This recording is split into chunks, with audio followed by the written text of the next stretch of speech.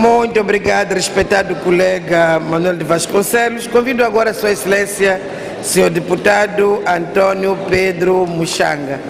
Caro colega, a palavra é sua. Muito obrigado, senhora Presidente da Assembleia da República. Senhora Presidente da Assembleia da República, digníssima Procuradora-Geral. A digníssima Procuradora disse que algumas questões levantadas são políticas. Sim, aceitamos. Mas também a digníssima Procuradora levantou questões políticas. Por exemplo, quando agradece o governo por ter planificado construir penitenciárias regionais.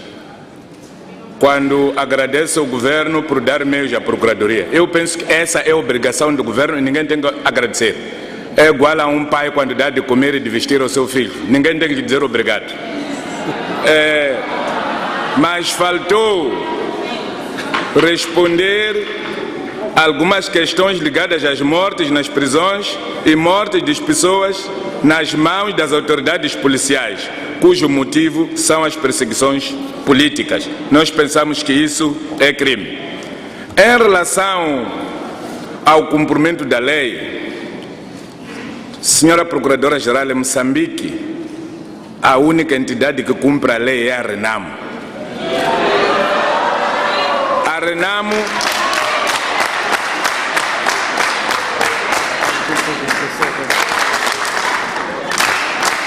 A Renamo tem armas ao abrigo do Acordo Geral de Paz, mas nunca fizeram mal a ninguém. As vossas armas matam pessoas sem culpa.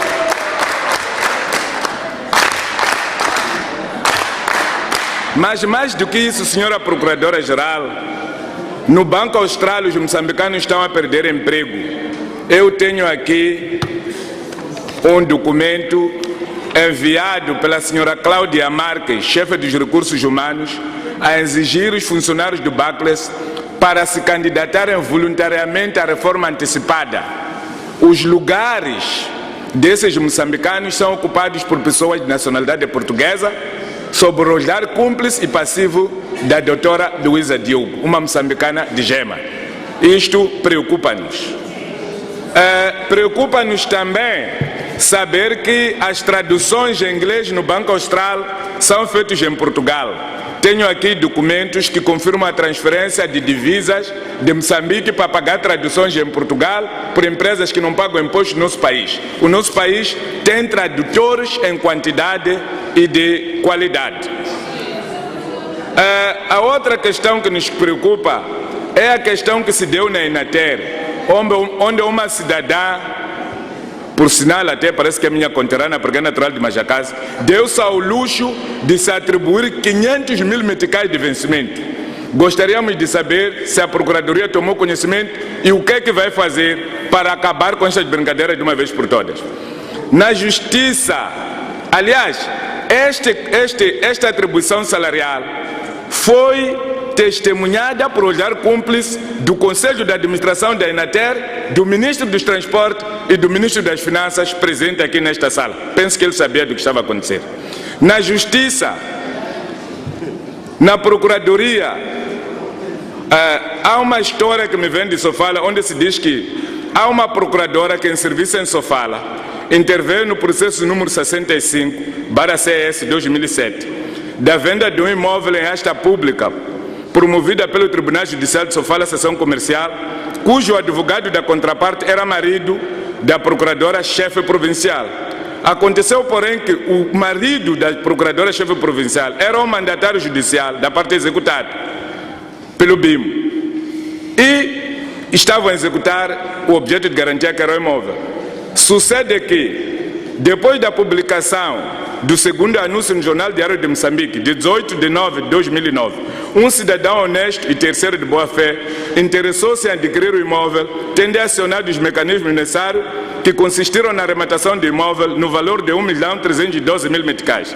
Ao que se seguiu a adjudicação do imóvel penhorado pelo competente juiz da secção comercial, segundo atesta a certidão daquele tribunal datado de 12 de 2009. Chegada a hora da execução, para se proceder à entrega da casa penhorada em asta pública pelo tribunal, o advogado da contraparte acionou o mecanismo de expediente delatório com jogos de influência político-partidária mistura que culminou com a destituição do juiz da secção comercial a nível da Beira e a sua transferência para o distrito de Dunda. E, consequentemente, a indicação de um novo magistrado para aquela sessão, que usou a anular uma sentença transitada em julgado, passados 3 anos. Mais tarde, viria se saber que esse magistrado foi promovido e transferido, agora é um dos secretários-gerais numa das magistraturas. A procuradora-chefe também foi transferida, ficou secretária-geral numa das magistraturas. Gostaríamos de saber o que se pode fazer para dar confiança ao cidadão comum de que o combate à corrupção e jogo de influência à nossa justiça é uma realidade. Perante esses fatos, o que podemos esperar da digníssima Procuradora-Geral da República com vista a estancar estes males, já que é garante da legalidade neste momento e com vista a garantir que a casa seja devolvida ao legítimo dono, o homem que rematou? Na Rádio Moçambique, a Inspeção Geral do Trabalho constatou que a direção daquela estação emissora está a violar a lei ao manter 10 funcionários em cargo de direção e chefia quando já estão ou deviam estar reformados. Alguns deles estão na direção de informação e no canal desportivo, onde a atividade principal é promover a censura dos trabalhos dos outros jornalistas, o que contraria a política editorial daquela empresa pública. Esses desmandos são feitos sob o olhar cúmplice do Conselho de Administração. Na magistratura judicial e do Ministério Público e na polícia, também há pessoas com mais de 40 anos de serviço, mais de 66 anos de idade, a ocuparem cargos de direção e chefia. A questão que se coloca é: como é que essas instituições podem ganhar dinâmica? Como é que pode abrir espaço para atrair jovens qualificados com mais energia e força para dinamizarem de forma positiva aqueles serviços? Os mais velhos, digníssima, já deram o seu contributo, deviam descansar e dar oportunidade aos mais velhos, aos mais novos com mentes frescas. Gostaria também de saber como é que estão os casos do Instituto Nacional de Segurança Social, tendo em conta que houve auditoria em 2007 que constatou haver corrupção. Essa auditoria foi anulada por ordem do Ministro das Finanças por não reconhecer uma auditoria interna.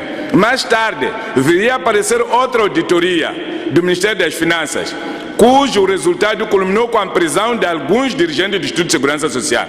Ainda no Instituto de Segurança Social, houve uma intervenção da Procuradoria-Geral que culminou com a detenção de dirigentes. Mais tarde vieram a ser soltos, não se conhece o desfecho.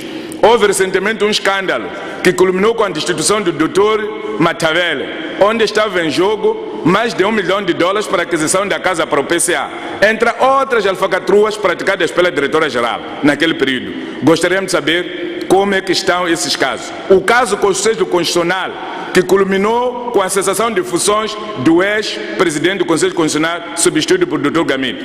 Ainda há violação da lei na Cipol. O reitor que está lá não é mestrado, não é polícia, nem é doutorado. A lei do ensino superior indica que só pode ser reitor de instituição de ensino superior uma pessoa PhD. Aquele senhor não é PhD. Nas linhas aéreas de Moçambique, apesar de muitas mudanças de gestores, a semelhança do que aconteceu na Enatel, os cabritos continuam a comer demasiadamente e prejudicam o Estado.